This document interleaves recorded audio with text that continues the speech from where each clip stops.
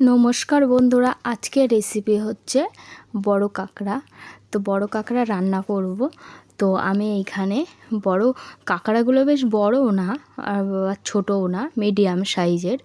তো এই যে কাঁকড়াগুলো কেটে নেওয়া হচ্ছে।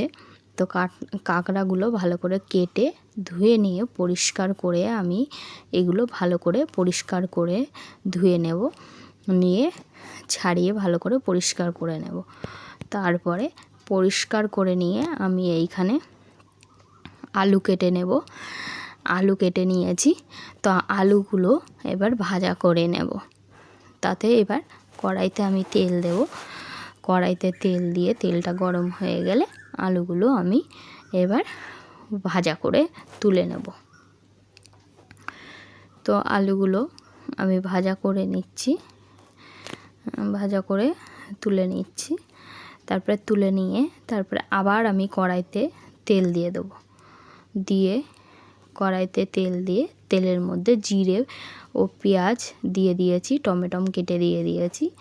দিয়ে তারপরে এবার আমি একটু আদা রসুন, অল্প করে আদা রসুন আর কাঁচা লঙ্কা বাটা আমি এর মধ্যে দিয়ে দিয়েছি।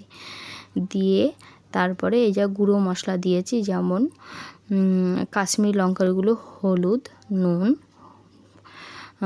গোলমরিচের গুঁড়ো আর কি জিরের গুঁড়ো, মশলাগুলো আমি এর মধ্যে দিয়ে দিয়েছি। তারপরে আমি এর মধ্যে একটু মিট মশলা অ্যাড করে দিয়েছি।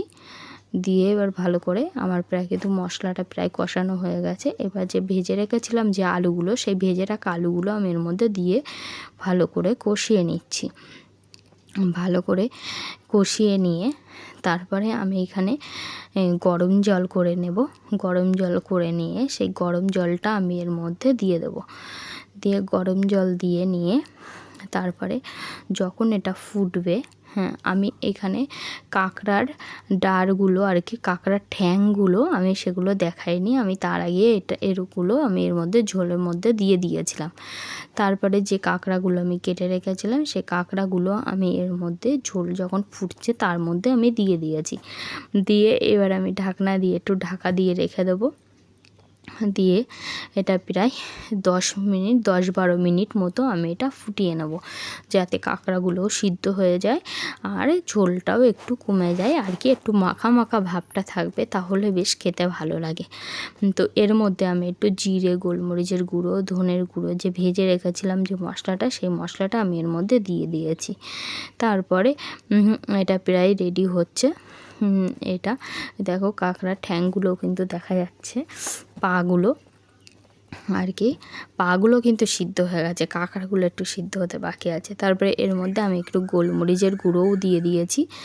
তারপরে গোলমরিচের গুঁড়ো দিয়ে এবার আমি নাড়াচাড়া করে নিচ্ছি। তো আমার কিন্তু প্রায় রেডি হয়ে গেছে। এবার আলুটা সিদ্ধ হয়েছে কি দেখে নিচ্ছি। প্রায় আলুটাও সিদ্ধ হয়ে গেছে। আর একটু ঝোলটা আর একটু কমিয়ে নেব, ফুটিয়ে ভালো করে আর একটু কমিয়ে নিলে তাহলে একটু মাখা মাখা ভাবটা হলে ভালো হয়।